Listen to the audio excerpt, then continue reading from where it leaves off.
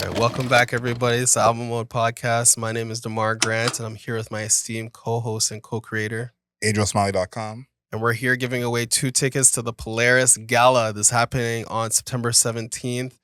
It's the Polaris Gala where it's happening at Massey Hall. Okay, it's going to be a fun time. We're going to have people performing, so it's going to be a little bit of a rave, a little bit of a party while we're giving this away. It's going to have DJ SB, Toby, Bambi, Jeremy Dutcher, and it'll even performance by Charlotte Cardin. One and only. Okay, so we're giving these away. It's 2 tickets. Adriel, how are we going to determine who actually gets the tickets? So what you got to do is go in the comments, let us know your favorite Canadian album of the year. Canadian albums, a bunch came out this year. Let us know your favorite one. We'll be announcing the winners at the end of next week. Right, and this is for the Canadians only, okay? I need Canada to show up and talk about this. Also, I just want to hear what the best Canadian album is. We usually talk about the best album of the year, but I want to hear best Canadian album. So thank you, everybody, for tuning in.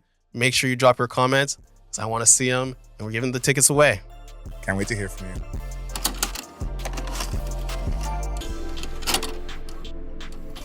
Welcome back, people. This is Album Mode Deluxe, the portion of the podcast where we're talking about albums that we didn't get a chance to earlier on in the podcast. This time, we're doing Tinashe's Quantum Baby. Okay, this is an album that I had been looking forward to slightly because of Nasty. Okay? Slightly, not too much. Slightly because of Nasty. It's one of these albums that I think that is kind of just like existing in the ether. I didn't feel much promo for it except for Nasty, but I was expecting something. You know, people don't just drop a viral hit and then they walk away. That's not how it works. Okay, you got to put something out. So I was looking forward to it. What about you? I just want to hear. We're doing a quick. This is like a it's like a bite-sized review because I want to hear what you had to say. Tinashe is one of those artists who I could never get into, like almost like a dancing version of Kehlani. Mm-hmm. Like, I'm well aware of who they are. I know some of their songs. I know people like them, but myself never could get into them. She's basically been dropping an album every year. Yeah. Over the past 5 years. And so, again, every time she drops them, it's like, cool. Cool. I think Nasty, I didn't even know that was Tinashe, like, until the song was out for months. So I had no anticipation here. I was not excited for this, not expecting this. And as well as, like, she hasn't done me wrong in a sense where I know her music's going to be bad. It's just that I know that I'm not going to care about it. Yeah, I think it's weird because I think that if you're a pop head, or if you're even on like the subreddit for pop heads, yeah, she is somebody that everybody's like, oh, I can't believe she hasn't made it to GP Gen Pop. I can't believe she's somehow just like toiling away. And I think that for whatever reason, even I personally cannot fully define it yet, Tinashe's kind of like anonymous when it comes to like the grander scheme of musical discourse. Yeah. Like, I feel like we don't talk about Tinashe except for Aquarius. I remember when Aquarius came out and there was Songs for You. That was really when I remember people were talking about. You think so? That's kind of it though. No, it was Two On. I think you're in a whole different. Two On is on Aquarius. No, you said Songs for You. Like, the Two On was the song. Yeah. Like, Two On, I think, was the time because Drake had a version that he was on. Mm-hmm. And I remember Night Ride and Joyride as big albums, also those iconic covers. Right. But again, I think to me, and this album, Quantum Baby, even though I liked it, her tone is not distinct enough. Right. I think a lot of her songs, you could hear it and be like, who is this? I'm not sure. And I think that's kind of why she is where she is, where when you hear a Tinashe song, it's not automatically like, oh, that's Tinashe right away. So yeah. I think that's the reason why she is where she is. Yeah, I do. I agree with that. I think that on Quantum Baby, the biggest standout to me was actually the production. Like, I think that the direction that she is taking her sound now is kind of like UK garage, like, but there's also a little bit of, like, she does have trap bangers, you know? So she has this interesting combo of sounds. Mm-hmm. There's even like on No Simulation where it has like that, like almost like Thundercat, like flippy bass guitar. Yep. So I think that her production is what's interesting to me. I think you're right with her vocals, like very anonymous, really. Mm. Like, could you tell like if Kehlani put out Kehlani's voice could have fit on all of this music and wouldn't be different. Trying to think, maybe even like SZA with this type of production would be very exciting. SZA would kill this. Yeah. The person I've been thinking of a lot when we were talking about reviewing this project is Victoria Monet. Because this is where I was worried Victoria Monet would end up. I've always been a fan of Victoria Monet, even before she was really putting out music on a large scale. And I was like, I just don't want her to end up like Tinashe, but that's the vibe it's giving me early on. And I was like, okay, is there going to be something that sets her apart, that changes everything? Now, my prayers were answered. And to me, Jaguar, the album in 2020, that really was the start of, okay, there's something more than it just being kind of an anonymous singer singing these songs. Yeah. And I think of a song like All Right, which is a song I heard in the club multiple times when I was in Chicago. Okay. Very surprisingly. But I'm like, that's the kind of song that I feel like Tinashe could do, but maybe has no inkling to do. And I think that her voice being anonymous can actually help her in her career. I think that's probably why I'm not into her and maybe why she's not a big name. But I think of all the songs that are out that, again, aren't distinct to a certain sound or artist or region, like Tinashe, that could be her whole bag. Any of those songs, I got you. Right. Because I think that when it becomes more distinct or tries to be, I don't think she shines there. But I guess my thing is like, what do you think this album is missing? I think it's missing some good features. I think that there's a lot of good work here. Songs like Thirsty. It's got that interesting like ray gun sound in the background. But I think that I actually wrote this down in my notes, like when I was listening to this. I was like, people I wish you would collab with. All right, here's the list of people. Pink Panthers. That was number one, honestly, that I had. Yeah. Rema. Yep. K-Tronada. Yep. Amare. Yep. Right? These are the four people where I think that they would add an extra dimension of personality to the music that I think is missing from Tinashe's music. Because I think that, I think this album is good. It's 8 songs, 22 minutes. I think that songs like Red Flags, which literally sounds like a Zelda water level. I like that song. Me too. It's like a Zelda or a Super Mario water level. That's the production. And I just think that her vocal style is not really distinct. Her vocal color is not really distinct.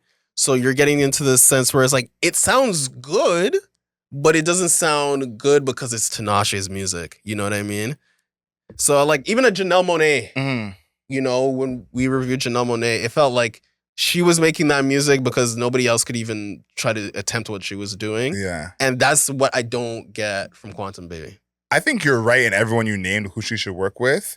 I thought about, she has a couple songs with K-Tronada already. And I'm like, I think there's still great music there. Yeah, more meat on the bone. Right? And so I think that that's maybe a direction she could head in where the music would feel like it has more weight to it. But I agree with you. I think that that's the thing with this project that I liked it too. I was like, oh, this is actually a really good project. But that didn't change for me in terms of feeling like, okay, now I'm a Tinashe fan. Like if we talk about previous albums, after listening to the Lotto Project, I'm a Lotto fan. Yes. Like, you know, it's confirmed, it's official. Baptize me in the Lotto blood. But Tinashe didn't give me that vibe. So that is what I'm really focused on here because I want that to change because the music is good. Yeah, it is good. The music isn't bad. It's just that it's not standing out for it being her. Yeah. And I think that I totally agree with that. One thing that's really interesting to me about this project is that I hate when we say that project instead of the album, but instead of Quantum Baby. Quantum Baby, yeah. I think that Nasty is actually the worst song. Ooh. I think that might be a spicy take, but I think that in the midst of these, you know, the interesting production, which is just like a total list of like different people, like I think every song has a different producer on it. But when you get to Nasty, I think that song is made to be like an internet song. Like it's made for like 6 seconds, 15 seconds, 30 seconds. But when you get beyond the viral part, which is literally the first 30 seconds of the song, it kind of fell apart. Like it kind of fell apart into this very regular, generic R&B song. But it's just that 30 seconds portion where it's like, oh, you can dance to it and the memes and all that stuff. But I was like, Nasty is kind of a letdown when you listen to the entire album and you get to that part. And the entire song. It's like the song is pretty basic other than that intro. And it's funny because I always feel like because we get so much music from TikTok now, like you're learning these songs from like a meme or like a viral dance or a video. And a lot of times I always think like, is this the part of the song that the artist would want you to be clicking onto? Like the artist sometimes has no control over that. And this is a song I think of with that is because that's the intro. You know what I mean? Like when she's performing it, that's not the hook, it's not the chorus. It's like after that part is done, there's a whole other song here. You know what I mean? And so I always think about that because what part of a song goes viral, especially like talking about 6 seconds, like that's like the Vine days where it's literally such a small part of the song that everyone hears over and over and over again. So I like that Nasty even existed to lead people to this project. Me too. But I do think this is an example of that where the viral part of the song doesn't represent the song very well. Yeah, I agree. So I think that it's cool. I think what is happening, her singing is still good. Yes. Like I think a song like When I Get You Alone, has like really good melodies to it, right? I think that a song like even a song like Crossing the Line, which is like a secretly sexy drill song. Like I think they're hiding the drill in it, but it's secretly a drill song. I think her singing along it, I've been advocating for women to sing on drill for years. This is another proof of concept for me that it works. So I just think that the singing is fantastic. Voice color is a problem for her. It's so odd to say that about like a pop star or a pop adjacent star who is as successful as she is that your music is like, I felt like anybody can sing it. Yeah, and I think that is probably the issue because she doesn't have as much of these like catchy hits with sticky hooks. Yeah. I think if she had a bunch of those, it wouldn't be as much of a problem. True. But I think because she's almost still like underground in a sense, like an underground pop star is like so weird. So I think that's a big part of it. Yeah, because I agree with your hook thing or the chorus things. Like even on this album, there isn't I can't really think of a chorus that was like super, super sticky, right? So yeah, it's just it's weird because she's been around for over 10 years now. Yeah. Okay. Give us the score. Where are you at with this? Because I think we like this, but we're a little bit critical. Yeah, I think it's like a 7.5 for me. Maybe even close to an 8. Wow. It's just like, it's such a weird phenomenon. Be like, oh yeah, the music's really good, but it's like anybody could have sung it. Like, like it's maybe she's like, I don't know. She's like great for demos. Like she should be like the reference track for everybody. Telling Tinashe he's great for demos is crazy. For me, this album, Quantum Baby, is a 6.5, 7, I would say. Yeah. Super short too. 8 songs, 25. Yeah, super short. This album is like nothing really stands out to it to me. I think if Nasty wasn't a viral hit, like I think if someone is not on TikTok and hears this song and hears this album, they're not going to be like, oh my God, Nasty's crazy. Like I don't really see that here. So this album is like just good. Like it's good. I hear the music. It's good music being made. But I don't have a song from here that I'm gonna like send someone and be like, yo, the new Tinashe, like you gotta peep. To me, I really like Red Flags. I really like Red Flags. And No Simulation, I like too. But it's like those aren't so good to me where I have to send it to whoever. And so I think that's her problem is like these songs are just good. Yeah. It's almost like in sports where someone's just a starter. You're not a star. You're not an all-star. You're not all NBA. You're just any team you're on, you will start. Like this is like the KCP of albums. Yeah. Fifth starter. You're the fifth starter. Yes. Yeah. So Yeah, I'm not too big on this. I like it, but I just feel like I could want more. Tinashe fans, let us know in the comments. Is this the best album of the year? Are we totally messing up? This is her best project in years. And is this a real project to you guys? This is 8 songs, 22 minutes. One song we already know, and Getting No Sleep has already been out too. So 6 new songs technically. It was the EP mode. Yeah, but that's why it's on the deluxe. That's why it's on deluxe. But yeah, let us know what you think. Of course, find us on the interwebs at Album Mode Pod on Twitter, at Album Mode Pod on TikTok, at Album Mode Pod on Instagram. Leave us a rating and a review, 5 stars, not a single star less, on all your podcast platforms. And of course, YouTube people, like this video if you're watching, share it, leave us a comment, let us know how right we are in this case. Usually, we're always wrong, but in this case, we're extremely right. And until next time, know yourself, know your worth. Later days.